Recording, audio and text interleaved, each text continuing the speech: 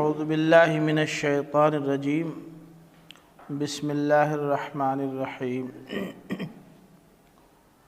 وَإِذَا طَلَّقْتُمُ النِّسَاءَ فَبَلَغْنَ أَجَلَهُنَّ فَلَا تَعْضُلُوهُنَّ أَن يَنكِحْنَ أَزْوَاجَهُنَّ إِذَا تَرَاضَوْا بَيْنَهُم بِالْمَعْرُوفِ ذَلِكَ يُوعَظُ بِهِ مَنْ كَانَ مِنْكُمْ يُؤْمِنُ بِاللَّهِ وَالْيَوْمِ الْآخِرِ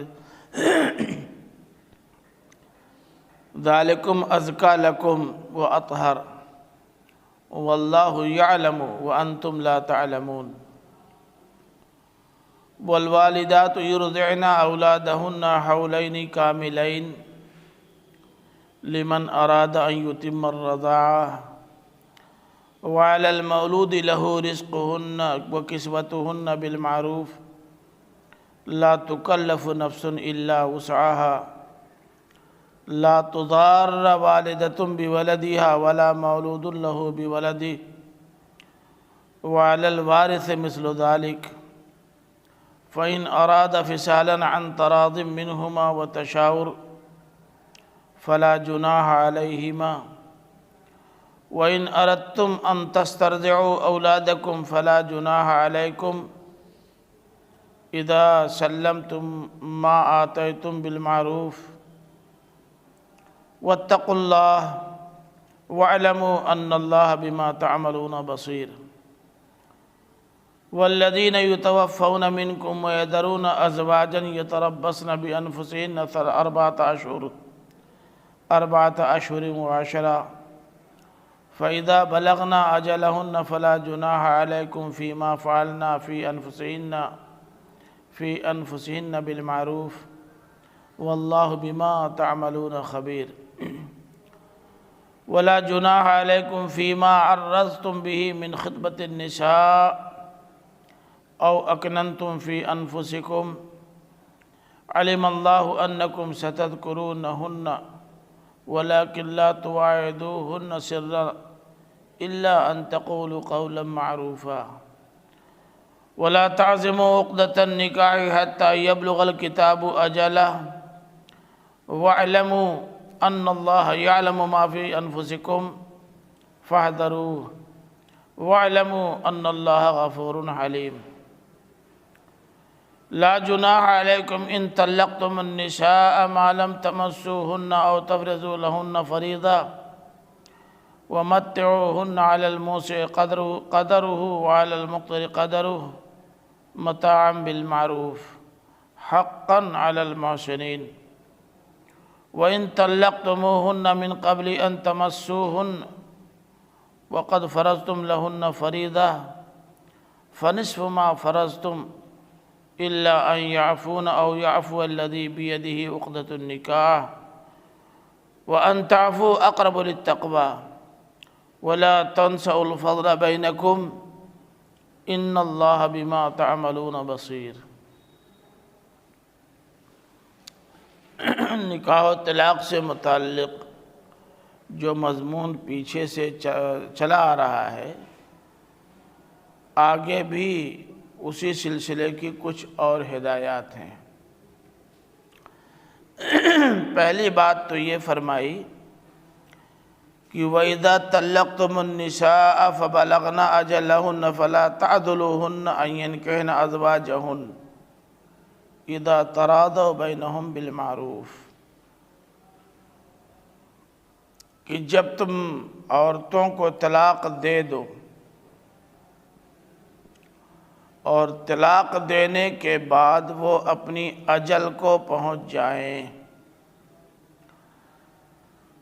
پیچھے یہ بات گزر چکی ہے کہ اجل سے مراد مدت ہے، مدت اجل مدت کو کہتے بھی ہیں۔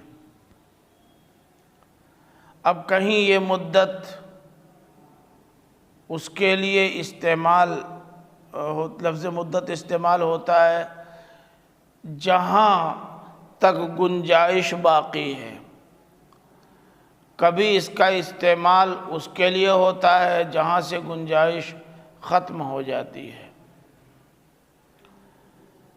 یہاں یہ جو فرمایا کہ جب تم عورتوں کو طلاق دے دو اور وہ اپنی مدت کو پہنچ جائیں تو تم ان کو مجبور نہ کرو، ان کی راہ میں اڑنگے نہ ڈالو، رکاوٹ پیدا نہ کرو اس بات سے کہ وہ اپنے شوہروں سے نکاح کر لیں اگر یہ باہم راضی ہوں معروف کے ساتھ۔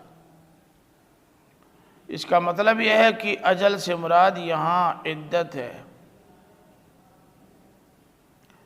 جب مطلقہ عورتوں کی عدت پوری ہو جائے تو عدت پوری ہو جانے کے بعد اب وہ تمہاری بیویاں نہیں رہیں،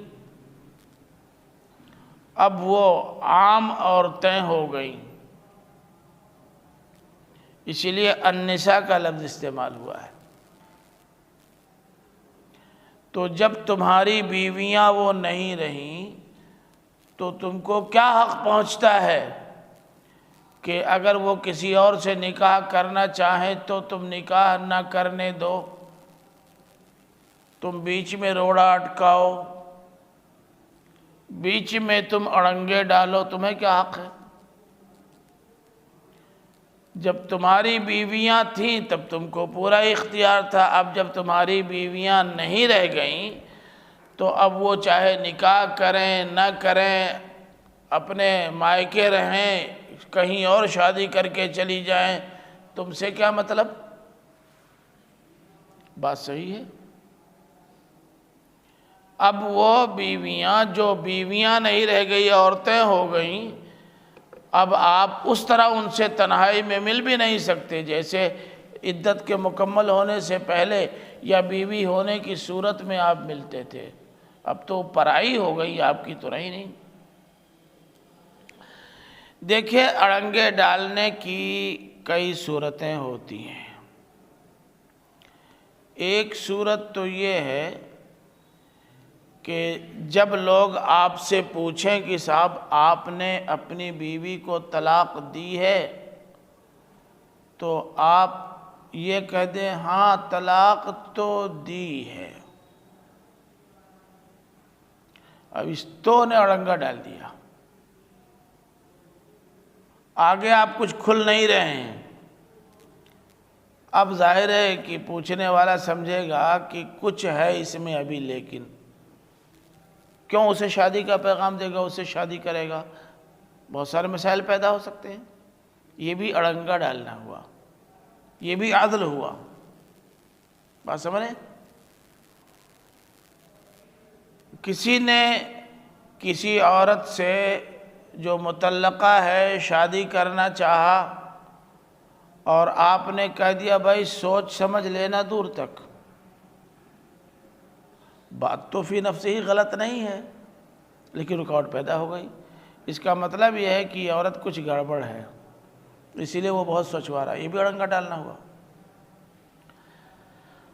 اور سازش اور جوڑ توڑ کے ذریعے سے شادی نہ ہونے دینا، یہ بھی اڑنگا ڈالنا ہوا۔ سازشیں ہوتی ہیں، جوڑ توڑ، کہیں رشتہ لگنے والا ہوا، آپ نے دوسرا رشتہ بھیڑا دیا وہاں، یہ کٹ گیا۔ ایک بار ایک رشتے کے سلسلے میں ہم گئے سرہی،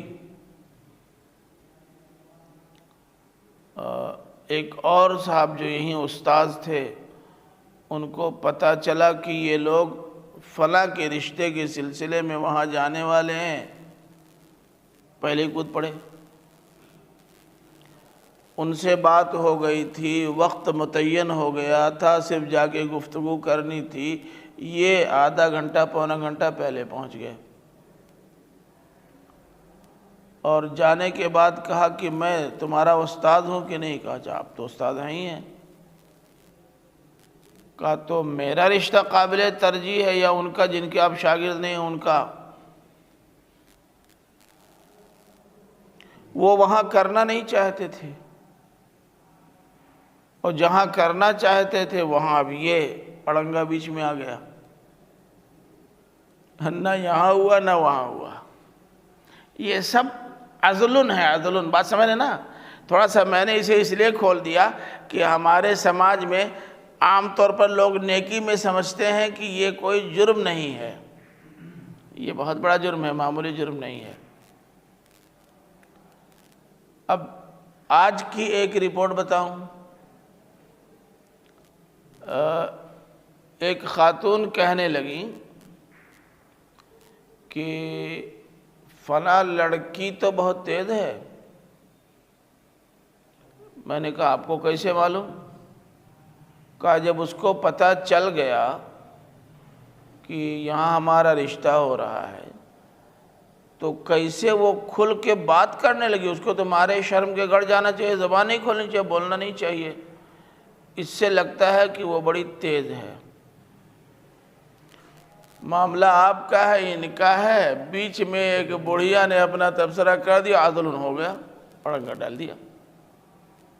اب ہر آدمی سوچے گا نا کہ بھئی ان کو تجربہ زیادہ ہے، تجربے کی روشنی میں کہہ رہی ہیں، تجربہ فیل ہو گیا۔ تو یہ ساری صورتیں پیدا ہوتی ہیں۔ ابھی تو آپ بچے ہیں، اگلے سال سے جب میدان عمل میں اتریں گے تو آپ کو اس طرح کے بے شمار مسائل کا سامنا کرنا پڑے گا۔ آئے دن آپ کے سامنے یہ صورتحال آتی رہے گی، بڑی دقت ہو جائے گی، آپ کے لیے رشتہ طے کرنا اور کروانا بہت مشکل ہو جائے گا۔ یہ سماج بیچ میں پڑ کر کے عدل کا کام بہت کرتا ہے، اور مطلقہ کے سلسلے میں تو یہ اس قدر زیادہ ہوتا ہے، اس قدر زیادہ ہوتا ہے کہ ایک تو طلاق پا جانے کے بعد کوئی بھی رشتہ مانگنے والا پہلے سوچے گا آخر طلاق کیوں ہوئی، اور اس میں تو اور لیکن آپ نے ڈال دیا تو دشواری پیدا ہو جائے گی۔ اللہ تعالیٰ نے فرمایا کہ دیکھو، بہت اچھی طرح سن لیجئے، اگرچہ یہ خطاب آپ سے نہیں ہے، آپ کے گھر والوں سے ہے، سماج کے لوگوں سے ہے، لیکن ممکن ہے آپ سے بھی کوئی پوچھ لے۔ فرمایا یہ کہ اگر ایک مطلقہ عورت اپنی عدت مکمل کر لینے کے بعد کہیں اور نکاح کرنا چاہتی ہے اور دونوں طرف سے لوگ راضی ہیں، لڑکی اور لڑکی کے گھر والے بھی راضی ہیں اور لڑکا اور لڑکے کے گھر والے بھی راضی ہیں، اور رضامندی بھی معروف کے مطابق ہے، کوئی دباؤ، کوئی پریشر، کوئی چالاکی نہیں ہے، تو بالمعروف کا تعلق دونوں سے ہے، یعنی ایک تو راضی بھی دونوں ہیں بالمعروف اور دوسرے شادی بھی کرنا چاہتے ہیں بالمعروف، کورٹ میں جا کر لکھوا لینے والے نہیں، باقاعدہ عقد نکاح کرنے والے ہیں، مجلس نکاح منعقد کر کے بالمعروف۔ تو تم عزل نہ کرو، یہ عزل زال سے نہیں ہے، ذات سے ہے، یعنی اس بیچ میں رکاوٹ نہ ڈالو، اڑنگے نہ ڈالو، ان کا نکاح ہو رہا ہے ہونے دو۔ یہ تو کوئی بات نہیں ہوئی کہ چونکہ تمہارے گھر سے گئی ہے، تمہاری مطلقہ ہے، اور ظاہر ہے کہ کوئی شوق میں تو طلاق دیتا نہیں، اسلام میں تو طلاق بھی مجبوراً ہے نا، تو اب اسے آپ اس پر مجبور نہ کیجئے کہ بغیر شادی کے وہ زندگی گزار دے۔ ہو سکتا ہے کہ آپ کے ساتھ وہ اپنے آپ کو ایڈجسٹ نہیں کر سکی ہے، لیکن دوسرے کے ساتھ ایڈجسٹ کر لے۔ آپ کے ساتھ معاملہ بے جوڑ رہا ہے، ممکن ہے دوسرے کے ساتھ معاملہ جوڑ کا ہو جائے، تو آپ کو بیچ میں مداخلت نہیں کرنی چاہیے۔ حکم تو بہت واضح ہے، کیوں مولوی صاحب؟ کوئی ٹیڑھ تو اس میں ہے نہیں۔ اب جتنا لوگ اس میں ٹیڑھ نکالنا چاہیں اسی ٹیڑھ میں عدل میں آ جائے گا۔ ایک بات اور قابل غور ہے، وہ یہ کہ این کہنا ازواجہن، زوج تو جوڑے کے لیے کہتے ہیں، شوہر کے لیے یا بیوی کے لیے۔ ابھی نہ وہ شوہر ہوئے نہ یہ بیوی ہوئی، زوج کا لفظ، ازواج کا لفظ کیوں استعمال ہوا؟ جی، ارادہ اگر پکا ہو جائے تو پھر اس ارادے کے ساتھ ہی زوج کا استعمال مناسب ہے۔ دیکھیے بعض دفعہ پختہ ارادے کے بعد مستقبل میں جو ہونے والا ہے نا اس کو سامنے رکھ کر کے بھی لفظ کا استعمال، مثلا دیکھیں اوپر النساء کا استعمال ہوا، حالانکہ وہ بیویوں کے لیے آیا ہوا ہے، لیکن جیسے ہی عدت پوری ہو گئی ازواج النساء ہو گئیں، اس کی رعایت سے کہا۔ جب ارادہ ہو گیا اور بیچ میں عزل نہ ہو، رکاوٹ نہ پڑے، تو یہی مرد اور عورت ازواج ہو جائیں گے۔ میں نے مثال دی تھی، یاد ہے وضو والی؟ اذا استيقظ المتوضئ من منامه والی؟ حج کرنے کے لیے فارم ورم بھر دیا ہے، تاریخ پڑ گئی ہے، لکھنؤ سے جانا ہے، کہا حاجی صاحب کس دن جائیں گے آپ؟ ابھی تو حاجی صاحب کہاں ہوئے، لیکن جب پکا ارادے کی ٹکٹ بھی نکالی ہے تو اب حاجی صاحب ہونے میں کیا شبہ۔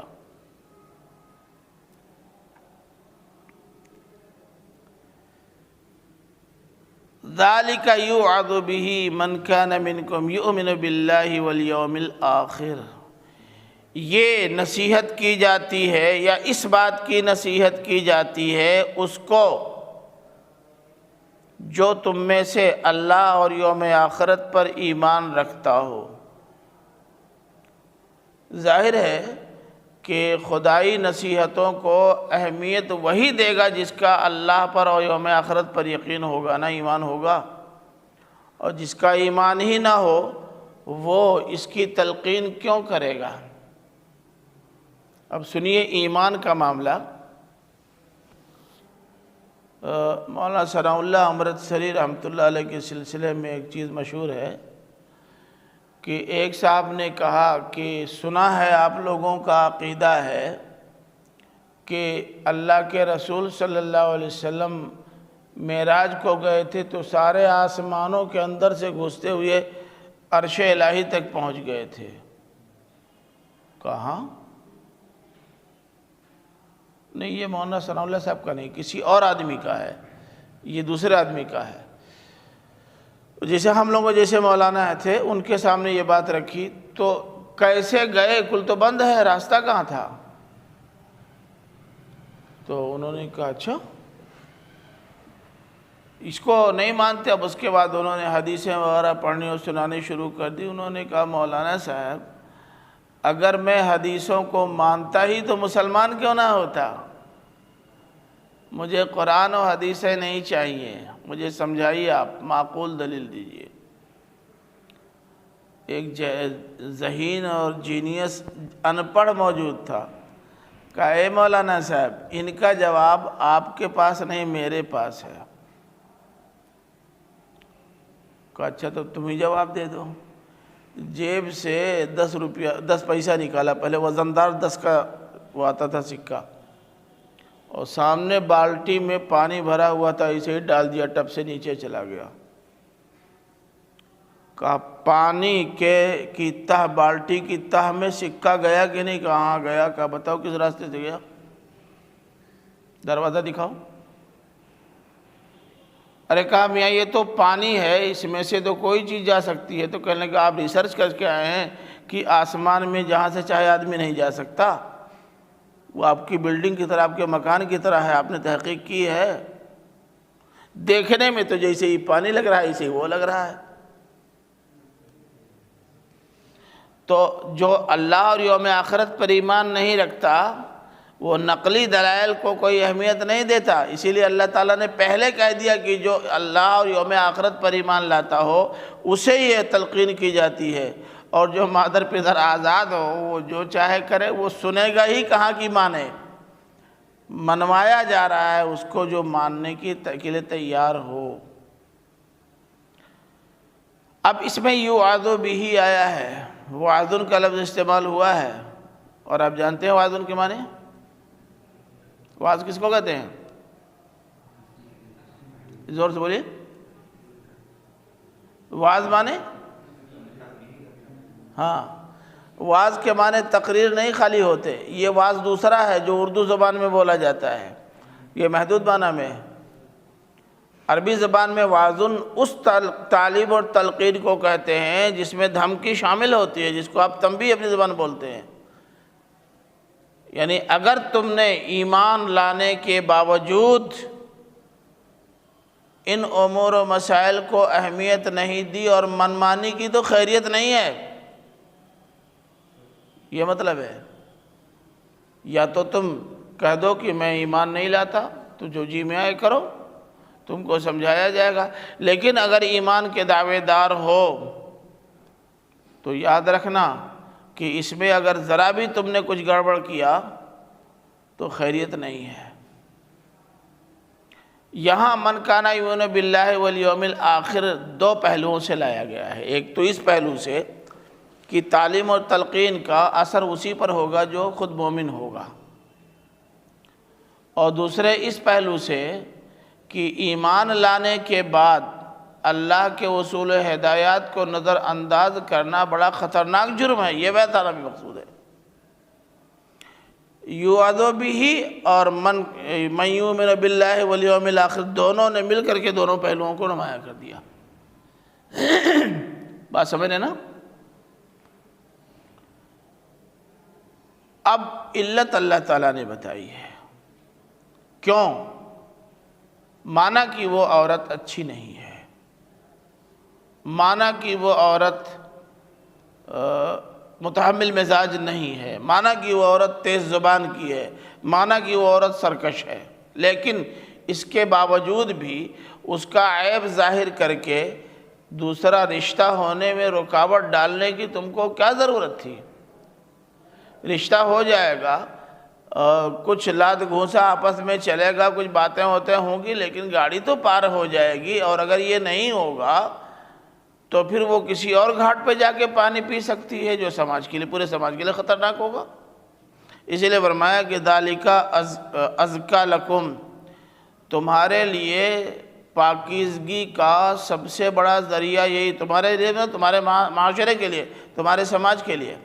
اگر تم اپنے سماج کو پاکیزہ سماج بنانا چاہتے ہو تو عورتوں کو دوسروں کے ساتھ بلا جواز گھلنے ملنے کا موقع فراہم نہ کرو۔ تمام نوجوان لڑکوں لڑکیوں کی شادیاں کروا دو اور وہ راستے بند کر دو جن سے زنا کا امکان پیدا ہوتا ہے، تمہارا سماج پاک ہو جائے گا، اور یہ پاکیزگی کا سب سے اعلیٰ ذریعہ ہے۔ وَأَطْهَرْ، دونوں کے معنی ایک ہی ہیں مگر دونوں میں فرق ہے، تھوڑا سا بتا سکتے ہیں؟ ازکیٰ اور اطہر میں فرق؟ باطنی پاکیزگی کا نام تزکیہ ہے، اور ظاہری پاکیزگی کا نام تطہیر ہے۔ اگر تم عورتوں کو ازدواجی زندگی گزارنے کے مواقع فراہم کرو گے تو تمہارا معاشرہ باطنی لحاظ سے بھی اور ظاہری لحاظ سے بھی پاک ہو جائے گا۔ کیونکہ دیکھیے، شادی شدہ عورتوں کی طرف لوگوں کا ناجائز میلان نہیں ہوتا الا کہ خود ان کی طرف سے کچھ اندیا مل جائے کہ یہاں دال گل سکتی ہے، ورنہ لوگ دیکھتے ہی نہیں۔ جس کے گھر میں کھانا موجود ہے، جس کا پیٹ بھرا ہوا ہے، آخر وہ ہماری لال روٹی اور بوٹی کی طرف دیکھ کے کیوں للچائے؟ بولیے۔ تو یہ بھی ہوتا ہے۔ اب عام طور پر لوگوں کی نگاہیں وہاں اٹھتی ہیں کہ لڑکیاں بالغ ہو گئی ہیں، شادی میں تاخیر ہو رہی ہے، وقت گزرتا جا رہا ہے، اب وہ سمجھتے ہیں کہ اس وقت ان کو بھوک ہوگی اور اس بھوک کا فائدہ اٹھا لینا چاہیے۔ سماج یہیں سے بگڑتا ہے، خراب ہوتا ہے۔ بھوک سمجھ رہے ہیں کہ نہیں؟ جی۔ واللہ یعلم وانتم لا تعلمون، اللہ جانتا ہے تم نہیں جانتے۔ یہ اللہ جانتا ہے تم نہیں جانتے کا کیا مطلب؟ تم اپنی طبیعت سے، اپنی سمجھ سے یہ سمجھ رہے ہو کہ یہ تو حضرت مولانا کے گھر کی لڑکی ہے، 40 سال تک بھی پڑی رہ جائے گی، تو کیا مسئلہ ہے؟ تم کیا جانو؟ تم تو کرتا پائجامہ داڑھی ٹوپی دیکھ رہے ہو، ھذا من فضل ربی لکھا ہوا دیکھ رہے ہو، سمجھ میں آتا ہے کہ سب ٹھیک ٹھاک ہوگا۔ ارے بھائی کتنوں ٹھیک ٹھاک ہو، لیکن شیطان کو جہاں موقع ملے گا وہیں نہ اپنا کام کرے گا، اور یہاں موقع ہے کام کرنے کا، کامیاب ہو سکتا ہے۔ تو اس لیے کسی کا بیک گراؤنڈ بہت اچھا دیکھ کر کے کوئی اور رائے قائم کرنا کر لو، یہ سب وہ راستے ہیں جہاں سے شر داخل ہوتا ہے، ان کو بند کرو فوراً۔ ہم زیادہ جانتے ہیں، تم کم نہیں جانتے۔ تو ایک بات تو یہ ہو گئی، سمجھا آپ نے؟ اب ایک دوسرا میٹر، والوالدات یرضعن اولادہن حولین کاملین لمن اراد ان یتم الرضاعہ، یہ ایک دوسرا میٹر ہے۔ چلو طلاق واقع ہو گئی،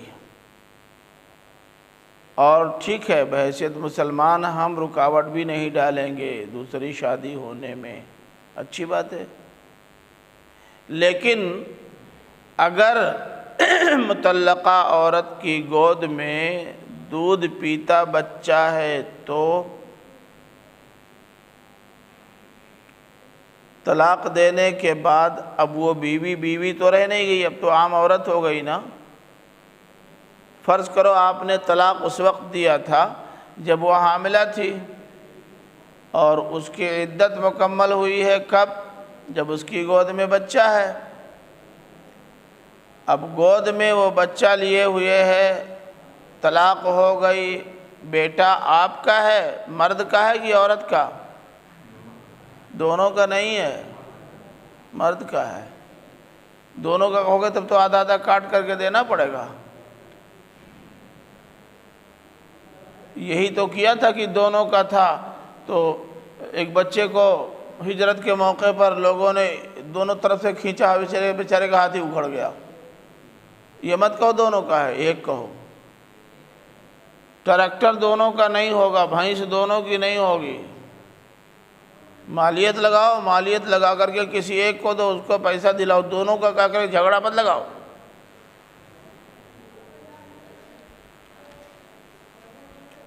لڑکا ہوگا باپ کا، نسل کس سے چلتی ہے؟ شمار کس کا ہوتا ہے؟ باپ کا۔ بیٹا کہاں رہتا ہے؟ ابھی آپ لوگ ننیہال میں جا کر ہیں تو ہم کیا کریں؟ رہیے، اب یہ ننیہال میں تو آپ سے کیا مطلب، اب یہ جانے۔ لیکن گھر آپ کا گھر ہے، ننیہال آپ کا گھر نہیں ہے۔ ننیہال رشتہ داری ہے، باپ کا گھر آپ کا گھر ہے، ماں والا گھر آپ کا نہیں ہے، وہ رشتہ دار کا گھر ہے۔ تو لڑکا ہوگا کس کا؟ باپ کا۔ جانے کے بعد لڑکے کو شوہر یا باپ راضی نہ ہو اپنی مطلقہ بیوی یا اس کی ماں کے پاس رہنے دینے کے لیے تو دینا پڑے گا، عورت کو اپنا وہ بچہ اسے دینا پڑے گا۔ اب یہاں یہ کہا جا رہا ہے کہ والوالدات یرضعن اولادہن حولین کاملین، الوالدات مائیں دودھ پلائیں گی اپنے بچوں کو پورے 2 سال۔ کب؟ لمن اراد ان یتم الرضاعہ، اس کے لیے جو چاہتا ہے کہ مدت رضاعت پوری کرائے۔ ان یتم الرضاعہ کو یہ بھی لمن اراد ان یتم الرضاعۃ، یعنی لمن اراد ان یتم لولدہ الرضاعۃ، جو اپنے بیٹے کے لیے اسی کی ماں کے پاس پورے 2 سال دودھ پلوانا چاہتا ہے، تو اس بچے کو دودھ پلانا اس کی ماں کی ذمہ داری ہے۔ طلاق ہو جانے کے بعد تقسیم میں بیٹا بیٹی دونوں باپ کی طرف چلے جائیں گے، لیکن اگر ایام ہیں رضاعت کے اور باپ چاہتا ہے کہ اس کی ماں ہی دودھ پلائے تو ماں کو دودھ پلانا پڑے گا جب تک وہ چاہے۔ پورے 2 سال مکمل دودھ وہ وہیں پلوانا چاہے تو ماں کو دودھ پلانا ہوگا۔ وہ یہ نہیں کہہ سکتی کہ میں دودھ نہیں پلاؤں گی، اپنا بچہ لے جاؤ، نہیں کہہ سکتی، کہے گی بھی نہیں، یہ ایک الگ میٹر ہے، لیکن کہنا ہی چاہے تو نہیں کہہ سکتی شرعاً۔ اب ایک دوسرا سوال یہ پیدا ہوتا ہے کہ دودھ پلائے گی وہ جس کے حصے میں بیٹا نہیں آیا ہے، تو اس کا مطلب یہ ہے کہ اب اس بیٹے کی خاطر وہ اپنی روزی روٹی کا انتظام نہیں کر سکتی، اس کو دیکھے کہ اپنا کام کرے۔ تو فرمایا کہ وَعَلَى الْمَوْلُودِ لَهُ رِزْقُهُنَّ، جس کا بیٹا ہے اس کے ذمہ ہے ان کا رزق، وَكِسْوَتُهُنَّ، اور ان کا کپڑا بالمعروف۔ اس پوری مدت رضاعت میں بیوی نہ ہونے کے باوجود بیٹے کو دودھ پلانے کی وجہ سے وہ کھانے اور کپڑے کی مستحق ہے۔ اور سنیے، یہ رزق اور کسوہ استعارہ ہے مکمل کفالت کا۔ یہ مت سمجھے کہ خالی کھانا کپڑا دینا ہے، دوائی نہیں دینی ہے، ٹانک نہیں پلانا ہے۔ وہ اپنا خون جگر پلا رہی ہے اور خون پیدا ہونے کے لیے ٹانک کی ضرورت ہے تو آپ نہیں دیں گے، دینا پڑے گا۔ یہ رزق اور کسوہ یہ دونوں استعارہ ہیں مکمل خرچ کا، جس کا نام کفالت ہے۔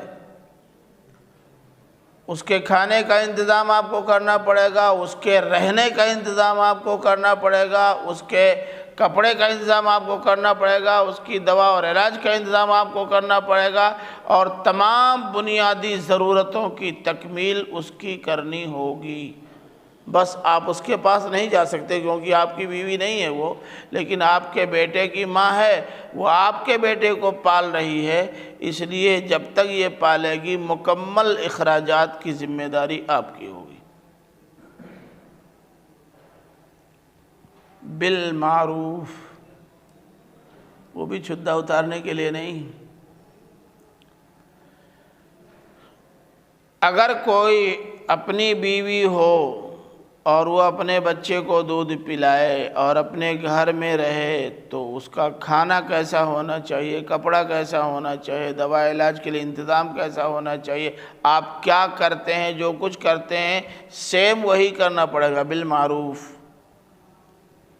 یہ نہیں کہ اب باسمتی آپ نہیں کھلائیں گے، موٹا جوٹا چاول کھلائیں گے کوٹے والا، یہ نہیں ہوگا۔ یہ نہیں ہوگا کہ اب 2 سال تک مچھلی نہیں آئے گی، گوشت نہیں آئے گا، آلو کٹے گا، جی نہیں۔ آپ کے ہاں خوراک کا اور لباس کا جو معیار ہے اس معیار کے مطابق خوراک بھی دینی پڑے گی اور لباس بھی دینا پڑے گا، اور جن ڈاکٹروں سے آپ علاج کراتے رہے ہیں ان ڈاکٹروں سے علاج بھی کرانا پڑے گا بالمعروف۔ آپ کے ہاں جو چلن ہے اس کے مطابق کل کرنا پڑے گا۔ ٹھیک ہے، آپ اسپیشل انتظام نہ کریں لیکن معمول سے کم بھی نہیں کر سکتے۔ کیوں عثمان، کچھ پریشانی ہو گئی کیا؟ عثمان کوئی دقت ہے؟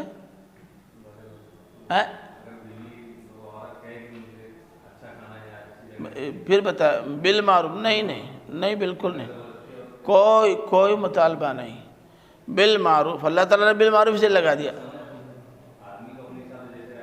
ہاں بس، اب جیسے یہ گھٹا نہیں سکتا ویسے وہ بڑھنے کا مطالبہ نہیں کر سکتی، دونوں طرف سے معاملہ۔ ماں کا بیٹا تو ہی ہے، حصے میں اس کے نہیں آئے گا۔ ماں کے حصے میں نہیں سمجھے، پہلے بات سمجھو۔ وہ بیٹا اپنی ماں کا بھی ہے اور بیٹا اپنے باپ کا بھی ہے، لیکن جب ماں اور باپ میں علیحدگی ہو جائے تو وہ آدھا آدھا کٹے گا تو نہیں، کسی ایک طرف جائے گا۔ میں نے بھینس وغیرہ کی مثال دی نا، جس کے حصے میں جائے گا اب اس کا مانا جائے گا، باوجود ہے کہ بھی آپ کا بھی ہے، وہ جس کے حصے میں چلا گیا اب اس کا حصہ مانا جائے گا۔ تو جب دوسرے کا حصہ مانا جائے گا تو دوسرے کے اوپر اگر ذمہ داری اس کے تعلق سے کچھ ڈالی جائے گی تو معاوضہ چاہیے نا۔ ماں کے حصے میں اس لیے نہیں جائے گا کہ اس کی نسل چلتی ہے، باپ سے وراثت ملتی ہے، باپ سے مکان ملتا ہے، باپ کے یہاں کل وہاں ہوتا ہے، یہاں نہیں ہوتا۔ وہ یہاں تک کہ اس کی ماں بھی اپنا گھر چھوڑ کے دوسرے گھر میں آ چکی ہوتی ہے، تو وہ بیچاری کہاں سے لے گی؟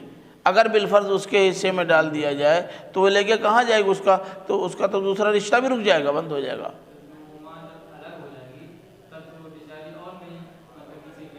اچھا چلو میں تم سے پوچھتا ہوں، ایمانداری سے بتانا، اگر بالفرض تم کو کسی دن یہ شوق ہو یا یہ حوصلہ پیدا ہو کہ چلو مطلقہ سے بھی شادی کر لوں گا، ایک طرف ایسی مطلقہ ہے جس کا بیٹا اس کی گود میں نہیں ہے اور دوسری طرف وہ مطلقہ ہے جس کے 5 بیٹے ہیں، ایمانداری سے بتانا کہ تم کسے ترجیح دو گے؟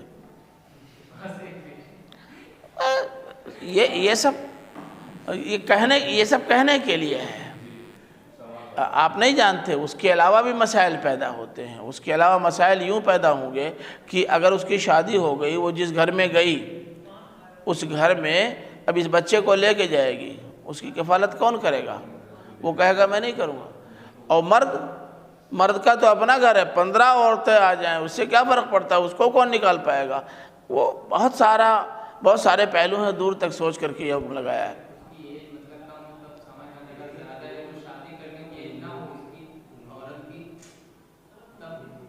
تو بچہ پیدا ہونے کی ایج ہوگی؟ بدھو کہیں کہ ارے یہ سب ایسے ہی سوچنے کی چیز ہے۔ اور آپ کو پتہ نہیں ہے بڑھاپا بھی شادی کی ایج ہوتی ہے۔ اللہ نہ کرے کہ کسی مرد یا عورت کو بڑھاپے میں اپنے جوڑے سے محروم ہونا پڑے، لیکن دونوں کو بڑھاپے میں سخت ضرورت ہوتی ہے اپنے جیون ساتھی کی۔ جوانی میں جتنی ضرورت ہوتی ہے اس سے کئی گنا زیادہ ضرورت ہوتی ہے دونوں کو۔ اور جن بوڑھوں کی بیویاں جلدی چلی جاتی ہیں وہ بھی بہت دن تک نہیں ٹک پاتے، اسی طرح سے جن کے شوہر چلے جاتے ہیں ان کی زندگی بھی ضیق میں مبتلا ہوتی ہے۔ تو اللہ نہ کرے کہ کسی کے سامنے یہ مرحلہ آئے، لیکن جو پریکٹیکلی نظر آ رہا، اللہ تعالیٰ نے اصل میں جو اصول بیان کیے ہیں نا وہ پریکٹیکل کو سامنے رکھ کر کے، اگر اس کی اپنی اولاد نہ ہوتی تو یہ کیوں کہا جاتا کہ الوالدات یرضعن اولادہن، کیوں کہا جاتا؟ اس کی اولاد ہونے سے کوئی روک نہیں سکتا، لیکن تقسیم میں اس کے حصے میں نہیں آئے گی یہ اولاد۔ لڑکا اور لڑکی دونوں ہونے کی صورت میں بڑی دقتیں ہوتی ہیں، بعض دقتیں یہاں سامنے آ چکی ہیں اور بڑے مسائل ہوئے ہیں۔ ایک بچی تھی بیچاری، شادی کر لی لیکن بچی کو کہاں لے جائے؟ مجبوراً اپنے پاس لے گئی۔ بچی جب تک چھوٹی تھی کسی طرح سے نئے شوہر نے برداشت کر لیا، ذرا بڑی ہوئی تو کہا اس کو پہلے اپنے مائکے یا اپنے باپ کے ہاں چھوڑو پھر میرے یہاں ہو، اور مجبوراً چھوڑنا پڑا۔ اب باپ ہے نہیں، ماں کی آغوش سے محروم ہو گئی، بگڑ گئی۔ ایک شادی ہوئی کامیاب نہیں ہوئی، دوسری ہوئی اللہ کرے کامیاب ہو جائے، بہت سارے مسائل ہوتے ہیں۔ اگر اس عورت کے لیے اس کو پالنے پوسنے اور اس کی وجہ سے کسی زحمت میں مبتلا ہونے کا اندیشہ نہ ہوتا تو اللہ تعالیٰ نے یہی کہا ہوتا کہ وہ لے جائے، یہ نہیں پائے گا۔ لیکن وہاں زحمتیں زیادہ ہیں، یہاں زحمتیں کم ہیں۔ اللہ تعالیٰ کسی کو لا یکلف اللہ نفسا الا وسعها، ارے آگے آ رہا ہے، لا تکلف نفس الا وسعها، تو اللہ تعالیٰ نے خود بیان کر دیا۔ اللہ تعالیٰ کسی پر اس کی طاقت سے زیادہ بوجھ نہیں ڈالتا۔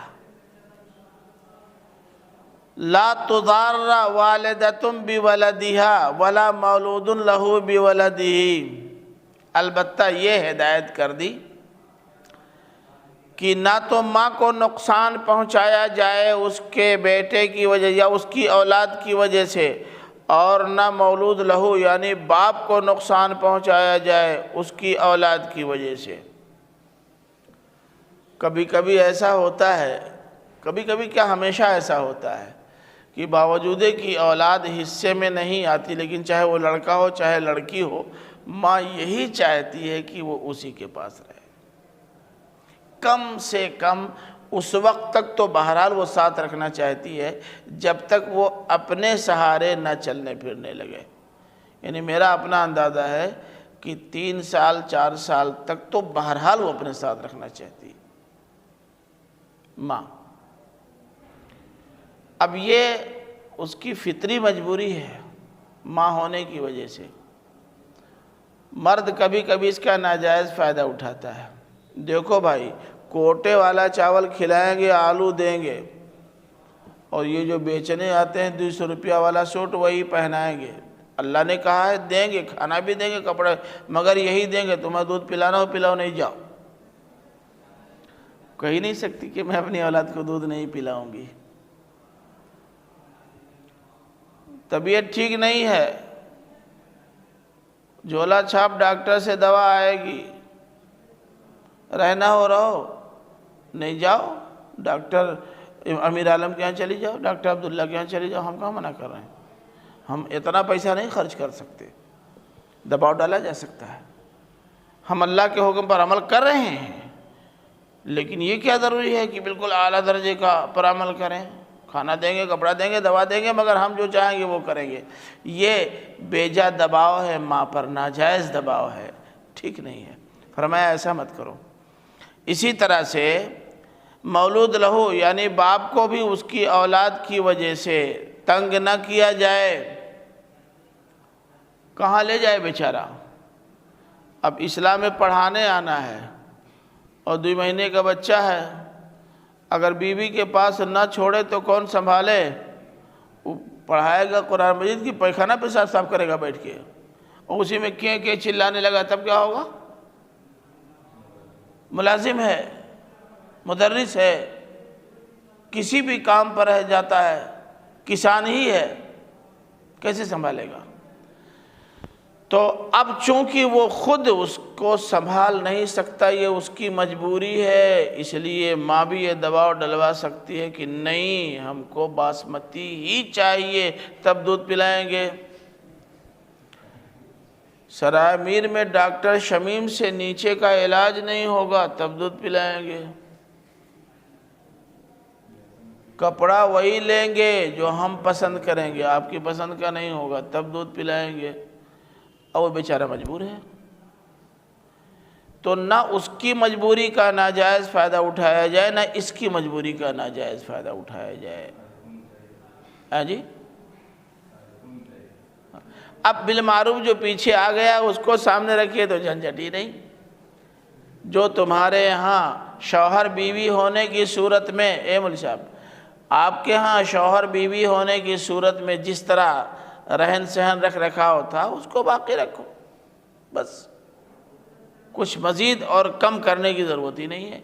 یہ بالمعروف اسی لیے ہوتا ہے۔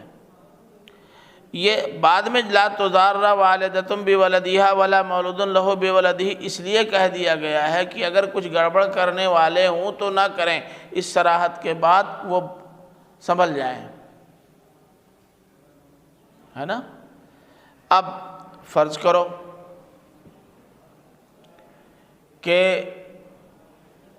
بچے کی ماں کو کھانا، کپڑا اور ضروریات زندگی دینا شوہر کے ذمہ ہے، اور اس نے بیٹے کو لے لیا یا بیٹی کو دودھ پلانے کے لیے، دیکھ ریکھ کرنے کے لیے، اور شوہر کا انتقال ہو گیا، یعنی متعلق کا انتقال ہو گیا، اس بچے کے باپ کا انتقال ہو گیا، تب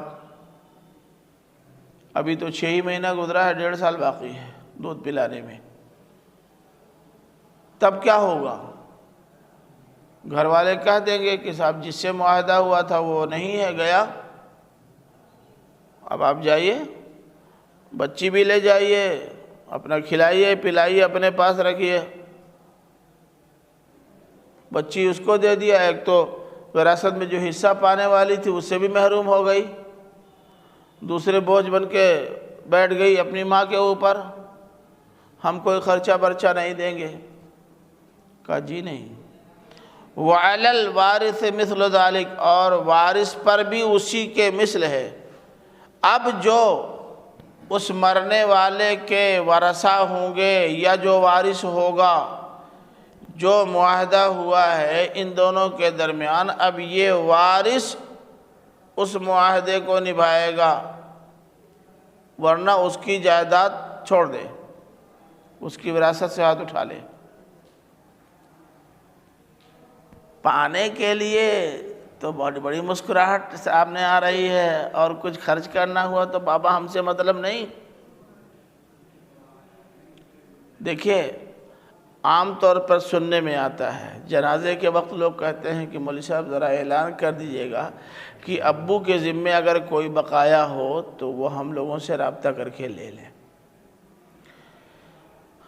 ایسے کسی جنازے کا مجھے علم نہیں، یا کم از کم مجھے یاد نہیں ہے کہ ان کے اپنے ورثہ نہ رہے ہوں، کہیں اور سے لوگ ذمہ دار ہو گئے ہوں، انہوں نے بھی کبھی کہہ دیا ہو کہ مولانا ذرا اعلان کریے گا کہ جو کچھ ان کے ذمہ عقایا بقایا ہوگا وہ ہم سے لے لیں گے۔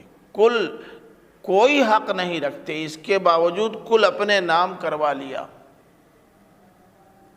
اور جب ان کے ذمہ قرض آیا تو ایک زبان ہی بولے، ہم کو تو نہیں معلوم کہ آپ کو قرضہ دیا ہے کہ نہیں، ہم کو تو نہیں معلوم، ہمارے پاس ان کا 10 لاکھ بچا، اچھا دے دیجئے دے دیجئے، ان کے پاس ہمارا 10 لاکھ تھا، ہم کو تو نہیں معلوم۔ یہ ہوتا ہے کہ نہیں؟ میں نام بتانا مناسب نہیں سمجھتا، ورنہ کچھ نام بھی بتا دیتا۔ یہ ہوتا ہے۔ تو اللہ تعالیٰ نے کہہ دیا وَعَلَى الْوَارِثِ مِثْلُ ذَلِكَ، جو وارث ہے اس کو یہ کام کرنا پڑے گا، اگر وہ یہ کام نہیں کرتا تو وارث کیسا؟ خالی لینے والا ہے، دینے والا نہیں ہے۔ اب ایک اور مسئلہ، وہی جو حقدار ہے، جو ناحق آ کر لے لیتے ہیں، ان کی بات نہیں ہو رہی ہے۔ جو مرا ہے اس کا نا، لڑکی کا وارث، ابھی تو زندہ وارث کہاں کی بات ہوگی؟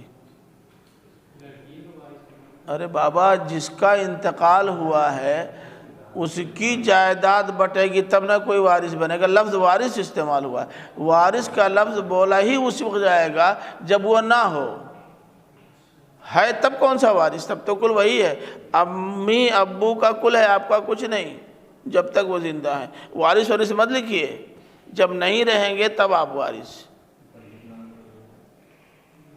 پہلے سے بچ جتائیے اس میں اپنا حق۔ فَإِنْ أَرَادَ فِصَالًا عَنْ تَرَادٍ مِّنْهُمَا وَتَشَاوُرٍ فَلَا جُنَاحَ عَلَيْهِمَا۔ کبھی کبھی ایسا ہوتا ہے کہ باپ اس ماں کے پاس اولاد کو رکھنے کے لیے تیار نہیں ہوتا، بطور خاص اس صورت میں جب وہ اپنی بیوی کو طلاق دیتا ہے یہ کہہ کر کہ اس کا کیریکٹر یا اخلاق اچھا نہیں ہے، تو نہ وہ اس عورت سے دودھ پلوانا چاہتا ہے، نہ اس کی آغوش تربیت میں اپنی اولاد کو رہنے دینا، دودھ بھی نہیں پلوانا چاہتا، ورنہ وہ بد اخلاق اور بیڈ کیریکٹر اس کو جو دودھ پلائے گی اس کو بھی خراب کر دے گی۔ ایسا بھی ہوتا ہے۔ ایسا بھی ہوتا ہے کہ دونوں میں سے کوئی ضدی ہو، تب بات نہیں بنتی، باہمی مشورے کے باوجود بھی نتیجہ کچھ نہیں نکلتا، ایسا بھی ہوتا ہے۔ ایسا بھی ہوتا ہے کہ دونوں ضدی ہوں، تو اس طرح کے نازک موقعوں پر دونوں میں سے کوئی جھکنے کو تیار نہیں ہوتا اور بات بنتی نہیں، وہ سمجھوتا جس کی رہنمائی قرآن نے دی ہے وہ نہیں ہو پاتا، تب کیا ہو؟ تو اب اس کے علاوہ کیا بنے گا کہ بھائی ٹھیک ہے مطلقہ جائے اب اپنی دنیا بسائے اور مطلق اپنی اولاد کو لے کر کے الگ ہو جائے۔ اب دودھ تو بہرحال پلانا ہے، اب تو خیر کوئی مسئلہ نہیں، اب تو کل ڈبہ کا دودھ چلا ہے نا، آدھے زیادہ تو لڑکے ڈبے والے ہیں، کل بڑھاپے میں کہتے ہیں اولاد ہماری نہیں ہوئی، تمہاری کیسے ہوگی، تم نے دیا کیا ہے، تم نے تو ڈبہ کا دودھ پلایا، اور ڈبے کی اولاد ڈبے سے محبت کرتی ہے، موٹر سائیکل کا ڈبہ ہو، چاہے فور ویلر کا ڈبہ ہو، اور چاہے یہ بلڈنگ کا ڈبہ ہو، ساری محبت اس کی ڈبوں سے ہوتی ہے، آپ سے تو ہوتی نہیں۔ اور ڈبہ پلاؤ، ڈبہ مت پلوانا اپنی اولاد کو، ورنہ اولادیں ڈبے والی ہو جائیں گی، محروم ہو جاؤ گے۔ یہ ڈبہ تو آج کل بہت زیادہ چلا، ورنہ اپنا دودھ پلانا، کمزور سے کمزور عورت بھی دودھ اپنا پلا سکتی ہے، اللہ تعالیٰ نے اس کے اندر اتنی طاقت رکھی ہے کہ وہ اپنی اولاد کو جلا سکے۔ وہ عورت جس کے جسم میں صرف 4 پوائنٹ خون ہے، ٹانس لگ رہا ہے، ہیموگلوبن کم ہے، بہت کم ہے، وہ خود بے چین رہتی ہے، نیند نہیں آتی، لیکن اس کی چھاتی میں بھی اتنا دودھ اترتا ہے جس سے اس کی زندگی پار ہو جائے۔ ابھی آپ کے پریکٹیکل میں نہیں ہے، اس لیے آپ کی سمجھ میں آئے چاہے نہ آئے، مگر امر واقعہ یہی ہے، اس لیے کوئی مسئلہ نہیں ہے۔ ارے بھائی انہی سے کیوں کہہ رہے ہیں، آپ کے ساتھ بھی اس کی نوبت آ سکتی ہے۔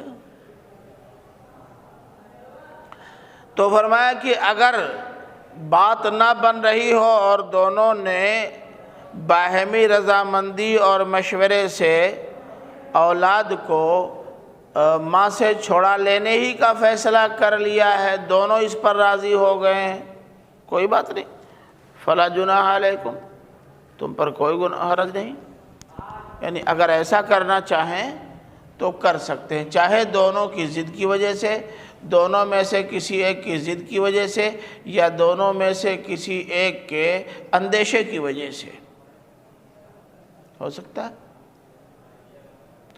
کوئی حرج نہیں۔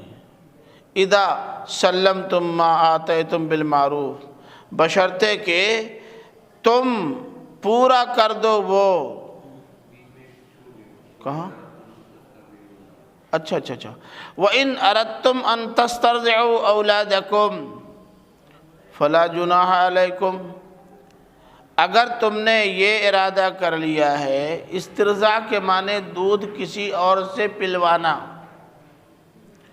اگر تم نے طے کر لیا ہے یا ارادہ کر لیا ہے کہ اپنی اولاد کو دودھ تم کسی اور سے پلواؤ گے، عربوں میں تو یہ بہت ہوتا تھا کہ مائیں تھوڑے دنوں تک اپنا دودھ پلاتی تھیں، اس کے بعد دایاؤں کے حوالے کر دیتی تھیں، اور اس لیے کہ اولاد ایک آزاد فضا میں جا کر کے رہے، شہری ماحول سے باہر ہو جائے تو زیادہ مضبوط رہے گا، اور جفاکش بچوں کے ساتھ رہے گا تو جفاکشی آ جائے گی، اور دیہات کی عورتیں بالعموم سادہ طبیعت کی ہوتی ہیں تو بچے کے اندر بھی سادگی آئے گی، کل کئی پہلو ہوتے تھے، اخلاقی لحاظ سے اور مادی لحاظ سے، دونوں لحاظ سے وہ زیادہ بہتر ہوتا تھا۔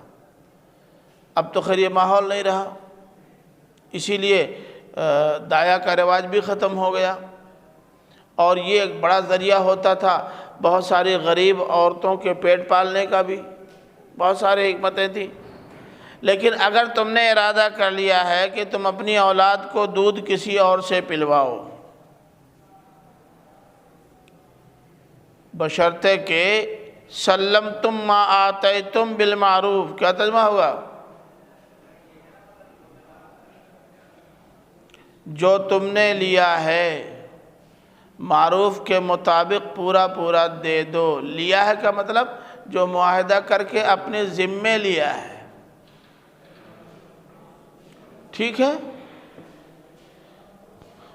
تم نے ایک معاہدہ کیا 2 سال کے لیے، اور معاہدے کے بعد اس نے تمہارے بچے کو دودھ پلانے کی ذمہ داری لے لی، دودھ پلانا بھی شروع کر دیا، مگر تم اپنی اڑ ضد اور ہٹ کی وجہ سے چاہتے ہو کہ نہیں دودھ وہاں نہیں پلوائیں، کیوں نہیں پلوائیں گے، 2 سال کا پہلے اس کا خرچہ دو، لے جاؤ دنیا میں جہاں چاہو دودھ پلواؤ۔ معاہدہ ہوا ہے نا، تو جہاں تک معاہدہ ہے اس معاہدے کی تکمیل کرو۔ ارے بھائی سنیے، آپ نے گاڑی کی ہے سنجر پور جانے کے لیے، اور گاڑی آئی 600 روپے پہ طے ہوئی، نکل کے لائن کراسنگ پر پہنچ گئے، اے سی گاڑی آپ کے دوست کی مل گئی، کہنے لگے اب جاؤ میں اسی سے چلا جاؤں گا، پیسہ دے دو اس کو 700 جاؤ۔ سمجھ رہے نا؟ یہ اذا سلمتم آتیتم، اب وہ کہاں جائے گا؟ نہیں آپ 300 لے لیں بھائی، وہ اپنا وقت نکال کے آیا تھا، اس بیچ میں کوئی کرایہ نہیں لیا ہوگا، کہیں سے کوئی بیانہ نہیں لیا ہوگا، بیکار جائے گا، ضائع جائے گا نا۔ یا تو آپ اس کے ساتھ جائیے یا تو پیسہ دے دیجئے، مت جائیے۔ بمبئی میں جائیے آپ، آٹو پر بیٹھ جائیے تو کم سے کم کرایہ شاید 18 روپے آتا ہے، اگر آپ بیٹھ کے اتر رہے ہیں تو 18 دے دیجئے، جائیے۔ میٹر والا ہے تو کیا یہ بے میٹر ہے؟ یہ کل میٹر چل رہا ہے۔ طے تو کیا نا آپ نے، میٹر نہیں طے کیا، مگر میٹر نہیں ہے مگر طے کر کے میٹر لگوا لیا نا آپ نے، اب کیا؟ بالمعروف، شریف لوگ جس طرح ادائیگی کرتے ہیں ایسے لت طریقے لے کے نہیں، لڑائی جھگڑا پنچایت کر کے نہیں، خوبصورتی کے ساتھ اپنا معاملہ طے کرو، لے جاؤ دودھ پلواؤ۔ واتقوا اللہ، اور اللہ سے ڈرو۔ اگر ان اصولوں کی پاسداری میں تم نے کہیں سے کوئی گڑبڑی کی تو خیریت نہیں ہے، یہ معنی ہوا اتقوا اللہ کا۔ وَاعْلَمُوا أَنَّ اللَّهَ بِمَا تَعْمَلُونَ بَصِيرٌ، بعض لوگ بظاہر بڑا اچھا کرتے ہیں لیکن اندر سے بہت گڑبڑ کرتے ہیں، ایسا نہیں ہوتا؟ دیکھنے میں تو لگتا ہے کہ مینٹیننس بہت اچھا ہے، انہیں نہیں معلوم کہ جس بیڈ پہ رکھا ہے اس کے نیچے کیا بچھا ہوا ہے، چادر کے نیچے۔ انہیں نہیں معلوم کہ گھر میں جو کھانا پکتا ہے تو الگ سے اس کے لیے کیا ہوتا ہے، یا اسی پکے ہوئے میں سے برابر حصہ پاتی ہے یا بچا کھچا پاتی ہے، کیا معلوم؟ اللہ تعالیٰ دیکھ رہا ہے جو کچھ تم کر رہے ہو۔ یہ شکایتیں بھی موصول ہوئی ہیں کہ ایسی عورتوں پر لوگوں نے یہ ظلم ڈھایا، گوشت بھی کھلایا، مچھلی بھی کھلائی، لیکن انہوں نے کھا لیا تو جو بچا وہ دیا۔ اللہ تعالیٰ دیکھ رہا ہے۔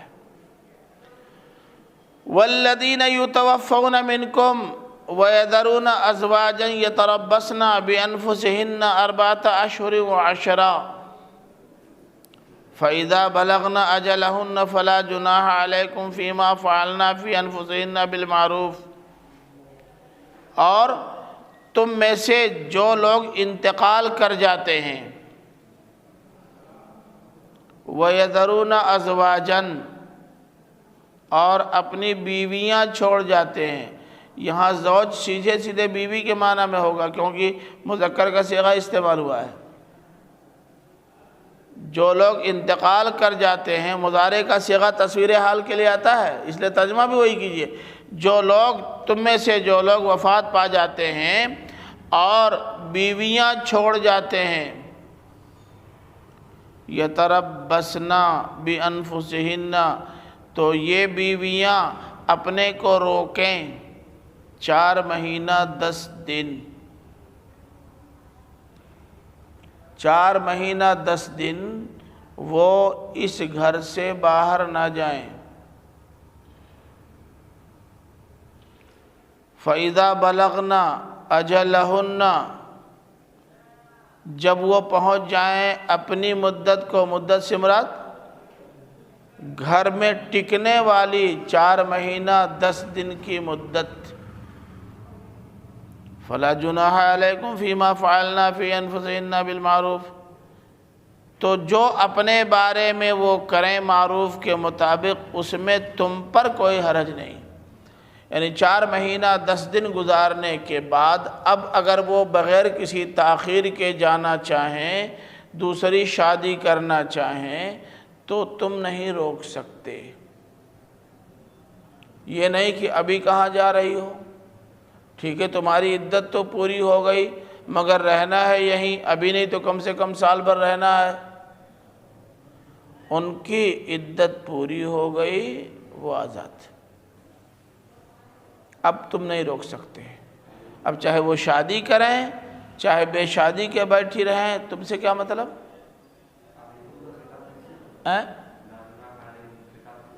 کس میں؟ آپ کے معاشرے سے، سماج سے؟ یہ تو کل سماج سے کہا جا رہا ہے نا۔ وہ بیچارہ اکیلے کیا کرے گا؟ اکیلے کرے گا تو سب گھیر کے پتہ نہیں کیا کیا کر دیں گے۔ ہاں، یہ کل سماج سے مسلمانوں آپ کی ذمہ داری ہے۔ یہ مت کہے گا ہم سے کیا مطلب ہے۔ اس طرح کے سارے امور میں مسلم معاشرہ آگے بڑھے، ذمہ داری محسوس کرے۔ اللہ کو پتہ تھا کہ ہر زمانے میں ہر جگہ اسلامی حکومت نہیں رہے گی، وہاں بھی قانون یہی چلنا ہے، اس لیے خالی اسلامی حکومت کو اس کا ذمہ دار یا مخاطب بنا کر چھوڑ دینا ٹھیک نہیں ہے۔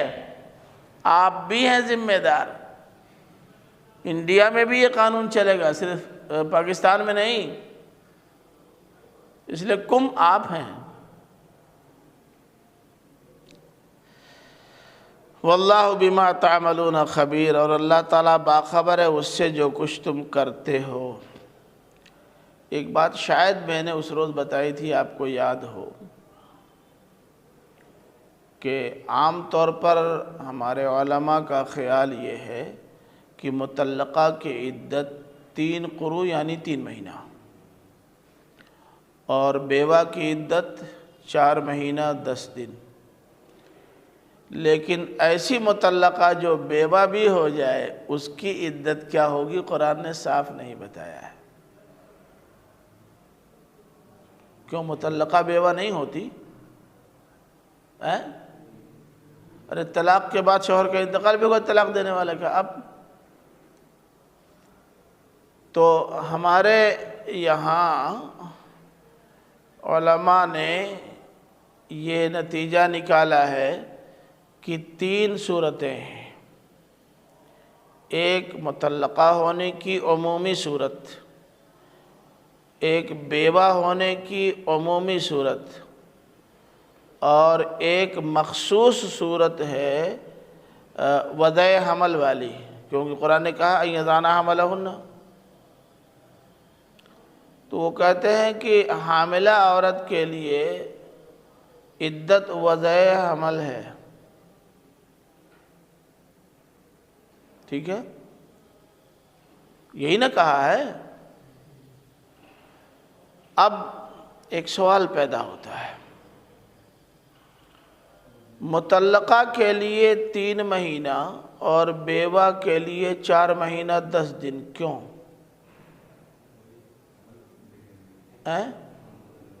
نہیں، حمل کا مسئلہ ہی نہیں ابھی تو 3 مہینہ تو کافی ہے۔ بیوہ کو مزید 1 مہینہ 10 دن کیوں اور گزارنا ہے؟ سوگ، سب نے یہی کہا ہے، سارے علماء کہتے ہیں کہ اصل میں دیکھیں طلاق دینے کے بعد عورت کو شوہر سے جو نفرت ہوتی ہے وہ نفرت 3 مہینے میں ڈیزالو ہو جاتی ہے، ختم ہو جاتی ہے۔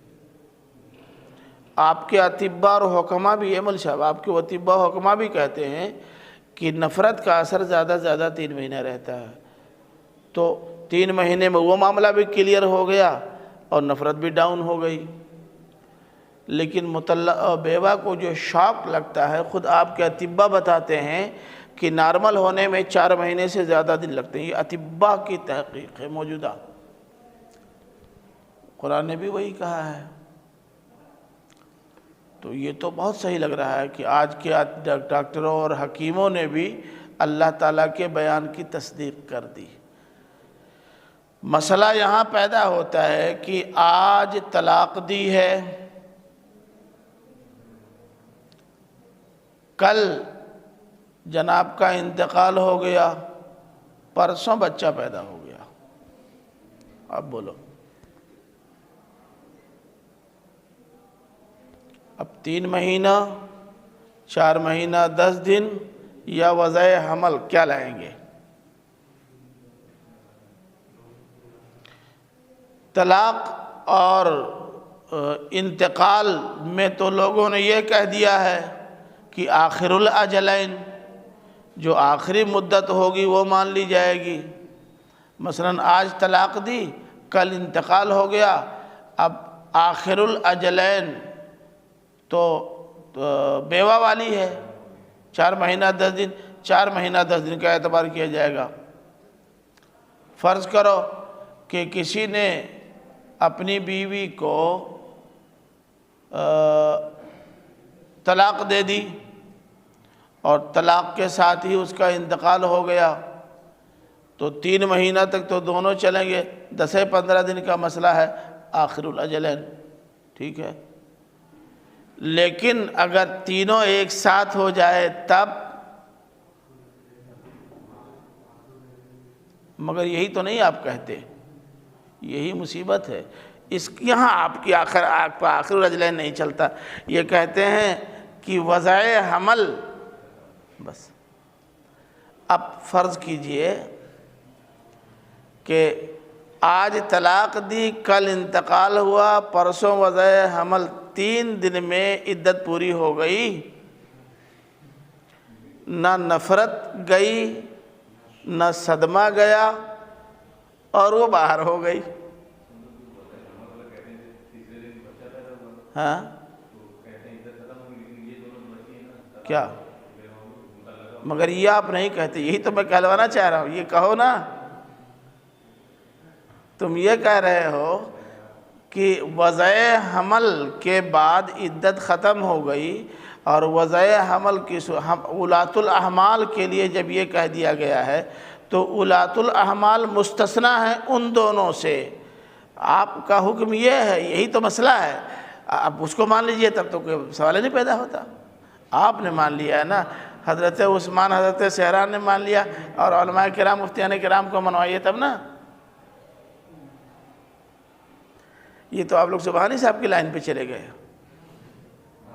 وہ یہی کہہ رہے ہیں، سبحانی صاحب یہی کہہ رہے ہیں، جو جوتا لے کے سب ان کے پیچھے پڑے ہیں نا، انہوں نے بھی یہی کہا ہے۔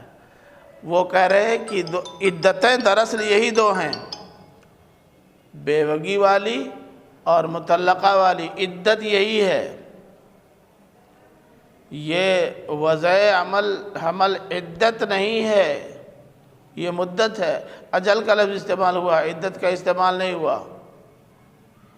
یعنی وضع حمل ہو گیا تو وضع حمل کے بعد رکاوٹ والی، حمل میں ہونے والی مدت پوری ہو گئی، اب وہ کوئی میٹر نہیں رہا۔ میٹر اب ہے بیوہ یا مطلقہ ہونے والا۔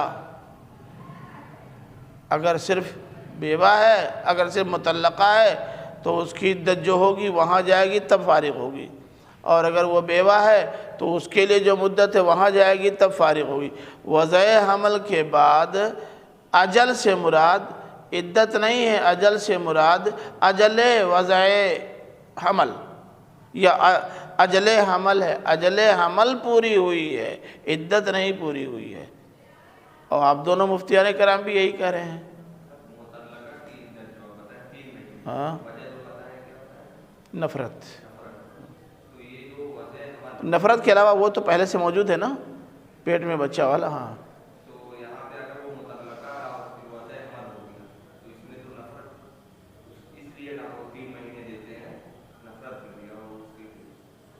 میں نے آپ کو بتایا کہ یہ نفرت والی بات آپ نے نہیں کہی ہے، یہ تو اطباء کہہ رہے ہیں۔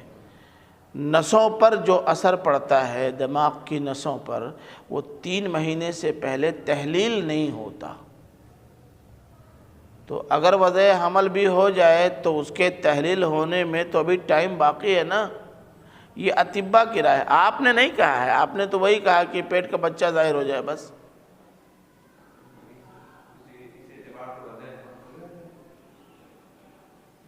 تو یہ نسیں سب ٹھیک ہو گئی۔ اب ایک آدمی، یہ سب نہیں ٹھیک ہوئی، ان کے لیے وہ مدت درکار ہے۔ اب چھوڑو اس کو، اس میں آ جاؤ نا، بیوگی میں، بیوہ میں۔ ہے نا، اس کا مطلب کچھ سمجھ میں آنے والا ہے۔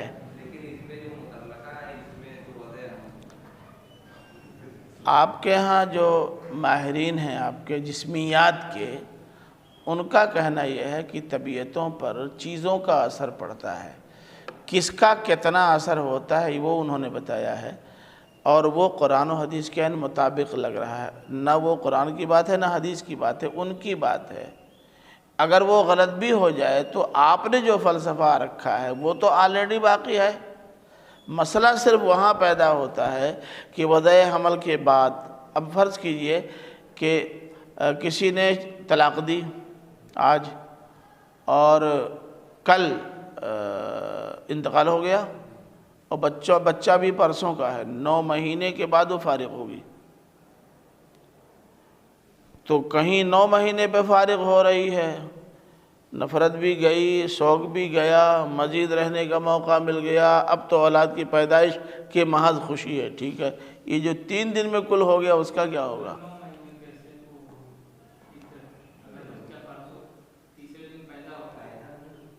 تو ہاں بولنے دو بھائی، ٹھیک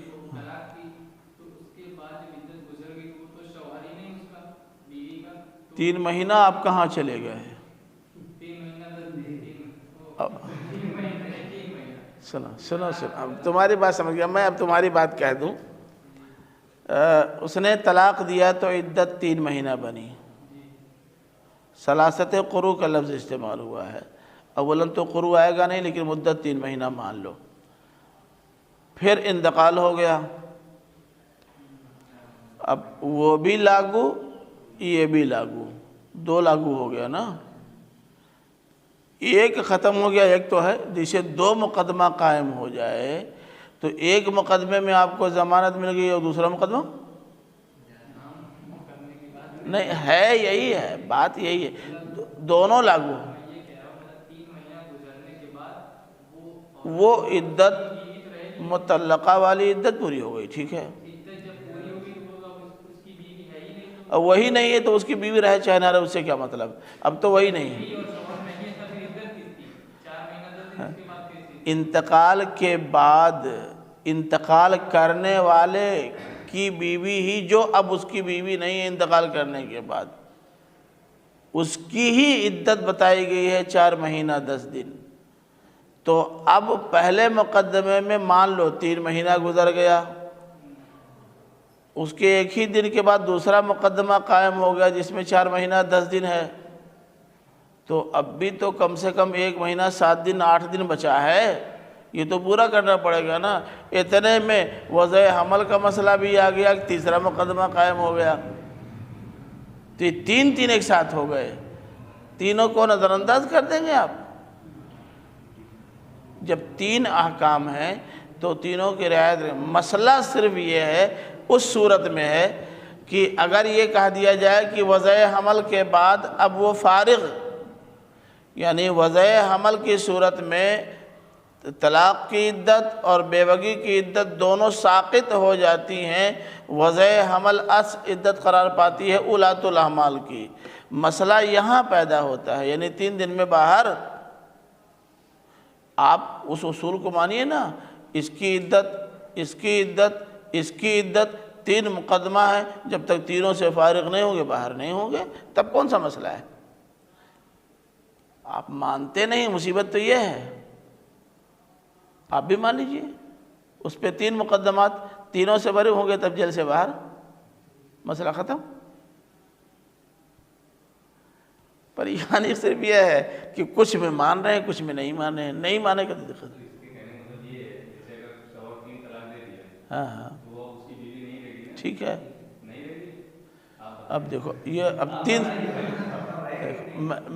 میں اپنا نقطہ نظر پہلے بتا چکا ہوں، الطلاق مرتان میں نے اپنا نقطہ نظر آپ کو بتا دیا ہے، الطلاق مرتان میں کہ طلاق شب 3 طلاق ایک ساتھ آپ دیں گے، یہ غیر قرآنی طلاق ہے، غیر اسلامی طلاق ہے۔ ہاں میں نے آپ کو مثال دی تھی، بھول گئے؟ وضو کے طریقے پہ نہ کہ مفتی صاحب وضو مانیں گے؟ ایشو کا ہے مان رہے ہیں بھائی؟ کیوں ایک کو نہیں مانیں گے آپ؟ ہاں اسی پر قیاس کر رہے ہیں۔ چلیے آپ نے یہاں ٹھیک کیا، یہاں تک ٹھیک کیا، یہاں تک ٹھیک کیا، اس کے بعد پیر دھل لیا، تو اب آپ کا وضو نہیں ہوا، تو جو 3 لائن سے کر چکے اس کے بعد شروع کر دیے، نہیں ہوگا؟ آپ نماز پڑھ رہے تھے، 3 رکعت آپ نے ٹھیک پڑھی، چوتھے میں گڑبڑ کر دیا، اب اسی پر آپ بنا نہیں کر سکتے؟ بنا تو اسی لیے ہے نا۔ تو بنا کا جب قانون اور اصول موجود ہے تو ایک بھی کیسے نہیں مانیں گے؟ دیکھیں یہ مسئلہ نازک کم ہے، بنایا گیا ہے نازک زیادہ، بہت سیدھا سیدھا سا آسان سا حل ہے ہر چیز کا، اور اسلام نے جو اصول پیش کیا ہے حضرت عمر رضی اللہ تعالیٰ عنہ نے نافذ قرار دیا بے شک، اور ان کے نفاذ کو غیر اہم نہیں مانا جا سکتا، اور صحابہ کرام نے اس پر کوئی انگلی بھی نہیں اٹھائی، وہ بہت اہم ہے۔ لیکن 2 چیزیں ایک ساتھ نافذ کی تھی، طلاق بھی، کوڑا بھی۔ آج دونوں ایک ساتھ نافذ کر دیجئے، لائیے میں دل کے کاغذ پہ نوٹ کر دوں کہ ماڈل چینج کرنے کے لیے جتنے طلاق ہوتی ہے ایک نہیں ہوگی۔ جہاں لاٹھی پڑی، 20 لاٹھی جہاں مجمع میں کھائیں گے عثمان کو دیکھ کر 15 حضرت علی ٹھیک ہو جائیں گے۔ آپ کیا سمجھتے ہیں؟ دونوں لاگو کر دیتے تو اس کی نوبت نہ آتی۔ یہ تو ایک تعزیری حکم تھا، تعزیری حکم، جسے لوگوں نے اصل حکم قرار دے کر کے مسائل پیچیدہ کر دیے۔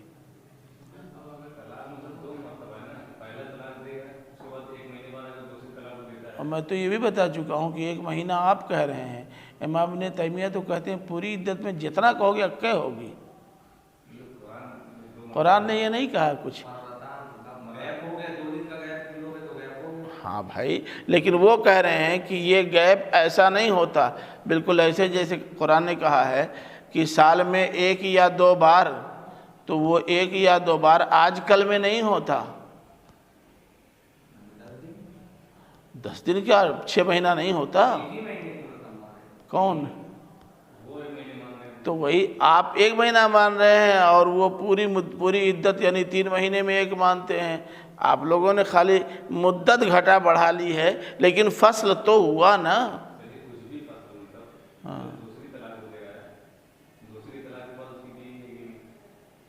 تو رہے گی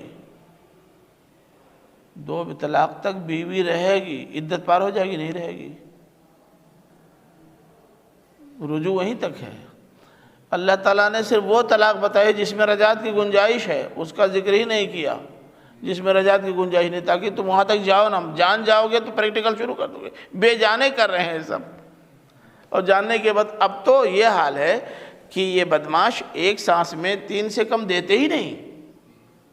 یہ جب پھنستے ہیں تب مفتی صاحب کہہ جاتے ہیں، نہیں تب تک کوئی کسی کو سنتا ہے؟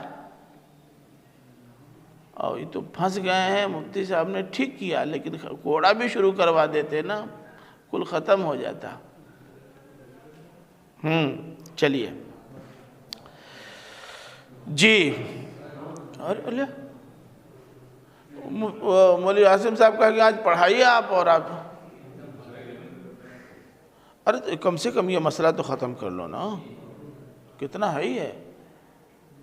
میں تیار ہوں تو آپ کو تو مدرجہ والا تیار رہنا چاہیے۔ کیا ٹائم ہو رہا ہے؟ 11:30، تبھی کہاں ٹائم ہوا؟ نہیں اس کو پڑھ لو، اب اس میں زیادہ ٹائم نہیں ہے، بہت ہلکے پھل۔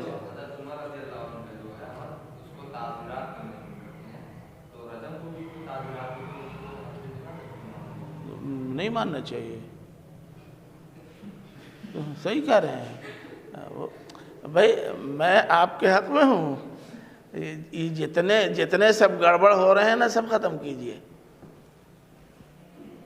اسی لیے تو آپ لوگ یہی کہتے ہیں نا کہ یہ آپ لوگوں کی زیادتی ہے، قرآن مجید یہ نہیں کہہ رہا ہے۔ قرآن مجید نے تو محاربہ کی صورت میں وہ قانون نافذ کیا ہے، اور جو لوگ مسلسل اس طرح کی حرکتیں کرتے ہیں، اس کا مطلب یہ ہے کہ وہ جان بوجھ کے اللہ اس کے رسول سے جنگ مول لیتے ہیں، ان کے لیے وہ سزا ہے۔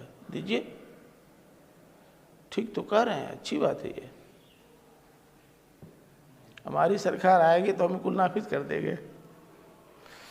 چلو چلو پڑھو۔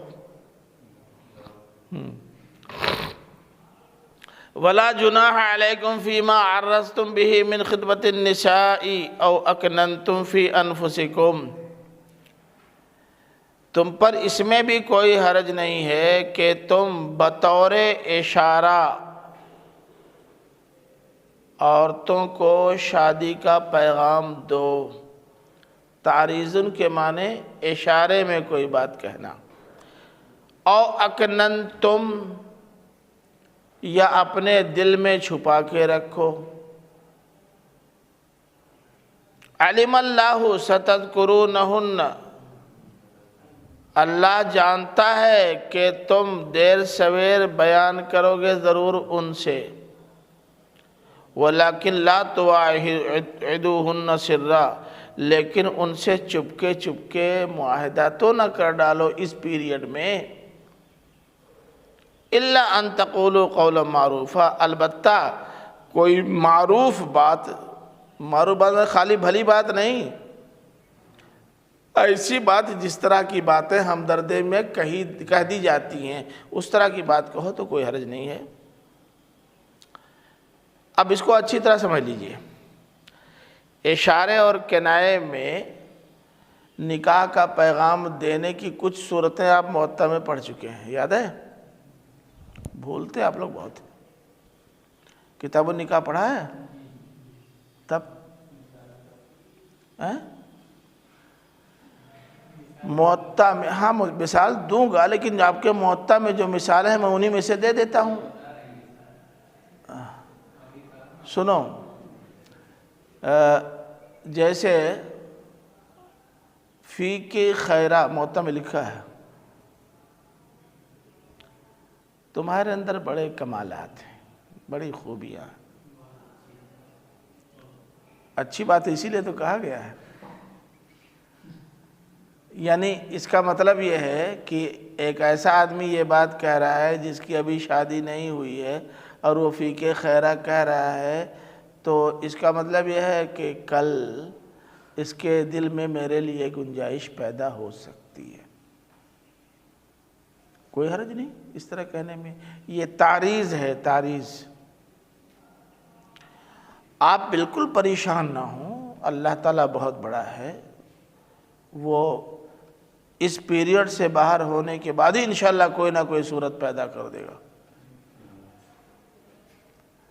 ہے نا؟ یہ سب اشارے کے نئے ہیں۔ اس طرح کہنے میں کوئی حرج نہیں، لا جناح علیکم۔ یا اپنے من میں یہ رکھو کہ یہ عورت جب عدت سے باہر آ جائے گی تو میں اس سے نکاح کر لوں گا، کوئی حرج نہیں، نیت کر لو۔ سوال ہے کہ تب منع کس سے کیا گیا ہے؟ اللہ تعالیٰ نے کہا لا تواعدوهن سرا، یہ مت کہو جاؤ ملنے کے لیے، خیر خیریت لینے کے لیے، آگے پیچھے دائیں بائیں دیکھا کوئی نہیں، سامنے تو گئے نہیں، آپ پردے ہی کے اوٹ سے بات کر رہے ہیں، اب رشتہ دار ہونے کی وجہ سے گئے ہیں ہمدردی میں، مگر آپ سے پردہ ہے، بات تو نہیں، لیکن جب دیکھ لیا آگے پیچھے کہیں کوئی نہیں ہے تو کہہ دیا تو عدت سے باہر ہوں، میں نکاح کری ہوں تو اسے، یہ مت کہو۔ بھئی تمہاری پسندیدگی سامنے آئی ہے، لیکن خدا نہ خواستہ اپنے شوہر کے روپ میں وہ تم کو نہیں پسند کرتی ہوگی تو ایک جھٹکا اور لگ جائے گا، جھٹکے پر جھٹکا، ایسا مت کرو۔ اللہ تعالیٰ مانتا ہوں، میں جانتا ہوں، اللہ جانتا ہے کہ آج نہیں کل تم بیان کرو گے، اگر تمہارے دل میں ہے کہ اس سے نکاح کرو گے تو چاہے عدت ختم ہونے کے بعد ہی تم کہو گے ضرور کہ میں تم سے نکاح کرنا چاہتا ہوں، لیکن اس وقت کہو نا جب وہ اس صدمے سے باہر آ چکی ہو۔ ایک صدمہ لگے اگر وہ تم سے نکاح نہیں کرنا چاہتی، ڈبل صدمہ کیوں دے رہے ہیں؟ صدمے پر صدمہ۔ ایسا مت کرو۔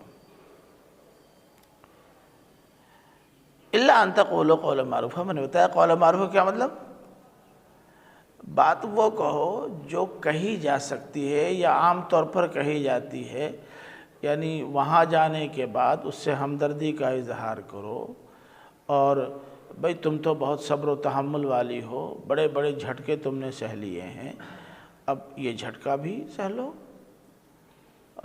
تم ہی رو گی تو تمہارے بچوں کا کیا ہوگا، یعنی اس طرح کی باتیں جو عام طور پر تعزیتی کلمات کے طور پر کہے جاتے ہیں وہ بولو۔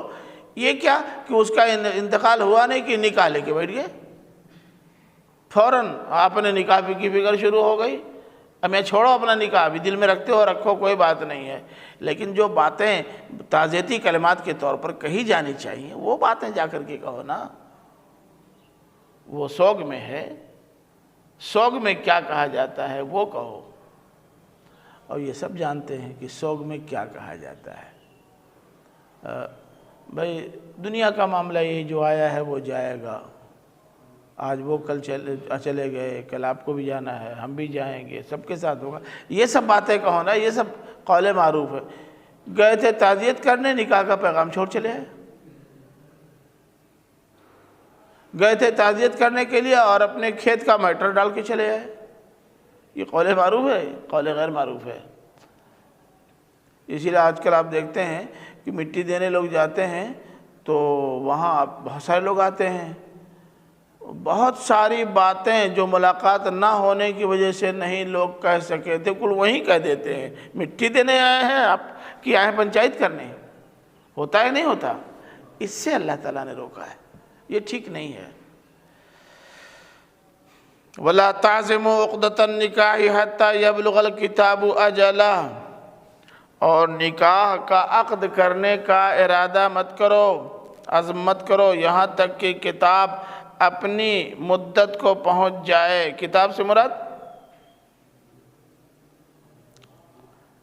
کتاب سے مراد، ارے بھئی کتاب سے مراد وہی عدت ہے، جب تک عدت مکمل نہ ہو جائے تب تک اس طرح کی باتیں مت کرو۔ وَاعْلَمُوا أَنَّ اللَّهَ يَعْلَمُ مَا فِي أَنفُسِكُمْ فَاحْذَرُوهُ وَاعْلَمُوا أَنَّ اللَّهَ غَفُورٌ حَلِيمٌ، اور جان لو کہ اللہ جانتا ہے جو کچھ تمہارے دلوں میں ہے، کچھ اور زبان پہ کچھ ٹھیک نہیں ہے، وہی رکھو جو من میں ہے وہ زبان پہ لاؤ، یا جو زبان پہ وہی من میں رکھو۔ فَاحْذَرُوا، تو بچو ایسی چیزوں سے، وَاعْلَمُوا أَنَّ اللَّهَ غَفُورٌ حَلِيمٌ، اور جان لو کہ اللہ تعالیٰ بڑا معاف کرنے والا بردبار ہے۔ اللہ تعالیٰ سے اب بھی اپنے غلطی، اگر تم نے ایسا کر دیا ہے تو معافی مانگ لو اللہ تعالیٰ سے، اللہ تعالیٰ معاف کر دے گا۔ اب سنیے ایک اور میٹر، الگ الگ مسائل ہیں،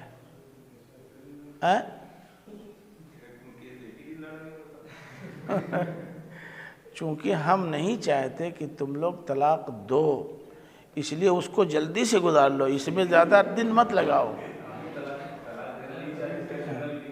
ہاں تو نہیں سنو گے تو کیسے بچو گے؟ ایک دن میں گزر جاؤ تاکہ معلوم ہو کہ یہ کوئی میٹر ہماری زندگی میں عملاً نافذ کرنے والا نہیں، جان لینے والا بس۔ اچھا چلو، اب تم لوگ موڈ میں نہیں ہو تو روک دو یہیں پر، لیکن اب ایک بات سن لو، استرضاع سے متعلق جو مسائل ابھی پیچھے بیان ہوئے ہیں ذرا سا اس کو ایک بار پھر دماغ میں ٹانک لو۔ آیت رضاعت پر پھر سے نگاہ ڈالیے ایک بار اور دیکھیے کہ اس میں کون سے مسائل بیان ہوئے ہیں۔ ایک مسئلہ تو یہ بیان ہوا ہے کہ مطلقہ عورت کی ذمہ داری ہے کہ اگر اس کی گود میں بچہ ہے تو اپنے بچے کو دودھ وہ پلائے، بشرطے کہ طلاق دینے والا شوہر یا اس بچے کا باپ بھی اس سے دودھ پلوانا چاہتا ہو۔ ایک بات تو یہ کنفرم معلوم ہوئی۔ دوسری بات یہ معلوم ہوئی کہ مدت رضاعت میں جب تک وہ بچے کی ماں اس کو دودھ پلائے گی، اس کے نان نفقہ کی تمام تر ذمہ داری بچے کے باپ پر ہوگی۔ جب نان نفقہ کہا جاتا ہے تو سارے اخراجات اس میں آ جاتے ہیں۔ تیسری بات یہ معلوم ہوئی کہ فریقین میں سے کسی پر بیجا دباؤ نہیں ڈالا جائے گا، چاہے وہ ماں ہو اور چاہے باپ۔